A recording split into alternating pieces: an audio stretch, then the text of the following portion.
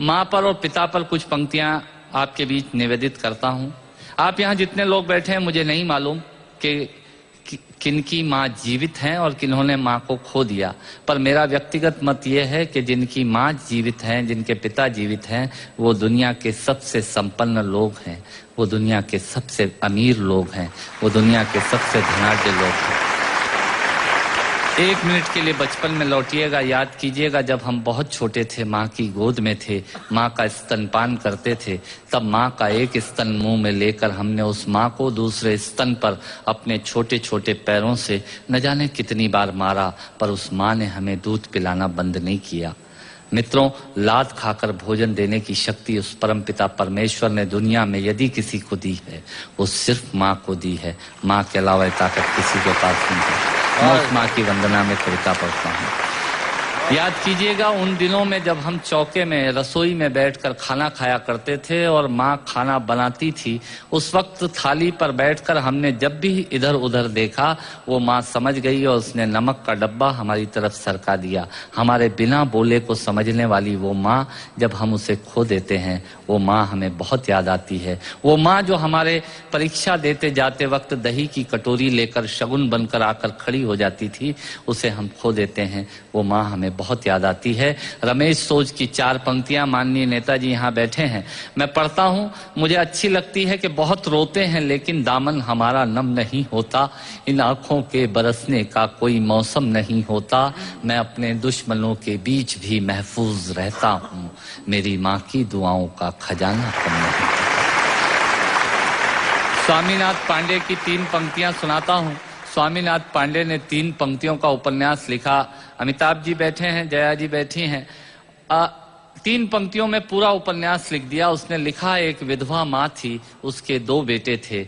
एक बेटा नीचे वाले माले पर रहता था, दूसरा बेटा ऊपर वाले माले पर रहता था। विधवा माँ 15 दिन एक बेटे के यहाँ खाना खाती थी, विधवा माँ 15 दिन दूसरे बेटे के यहाँ खाना खाती थी।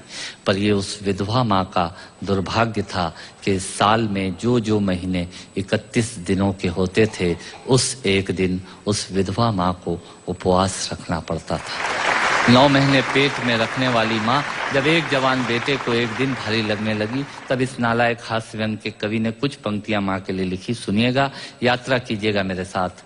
माँ संवेदना है, भावना है, एहसास है। माँ संवेदना है, भावना है, एहसास है। माँ जीवन के फूलों में खुशबू का वास है। माँ रोते हुए बच्चे का खुशनुमा पलना है। माँ मरुथल में नदी या मीठा सा झरना है। माँ मरुथल में नदी या मीठा सा झरना है। माँ लोरी है, गीत है, प्यारी सी थाप है। माँ पूजा की थाली है, मंत्रों का जाप है।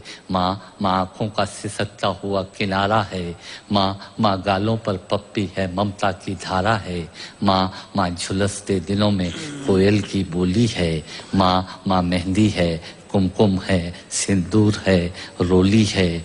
माँ कलम है, दवात है, स्याही है। माँ परमात्मा की स्वयं एक गवाही है। माँ त्याग है, तपस्या है, सेवा है। माँ फूंक से ठंडा किया हुआ कलेवा है। माँ अनुष्ठान है, साधना है, जीवन का हवन है। माँ जिंदगी के मोहल्ले में आत्मा का भवन है। माँ चूड़ी वाले हाथों के मजबूत कंधों का नाम है। माँ काशी है, काबा है और चारों धाम है। माँ चिंता है, याद है, हिचकी है। माँ बच्चे की चोट पर सिसकी है। माँ चूल्हा, धुआं, रोटी और हाथों का छाला है।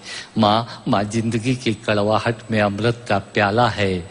माँ पृथ्वी है, जगत है, धूरी है। माँ बिना इस सृष्टि की कल्पना अधूरी है। तो माँ की ये कथा अनादि है, ये अध्याय नहीं है, और माँ का जीवन में कोई पर्याय नहीं, और माँ का जीवन में कोई पर्याय नहीं है। तो माँ का महत्व दुनिया में कम हो नहीं सकता, और माँ जैसा दुनिया में कुछ हो नहीं सकता। माँ जैसा दुनिया में कुछ हो नहीं सकता। तो मैं कविता की ये पंक्तियां माँ के नाम करता हूँ। मैं दुनिया की सब माताओं को प्रणाम करता हूँ।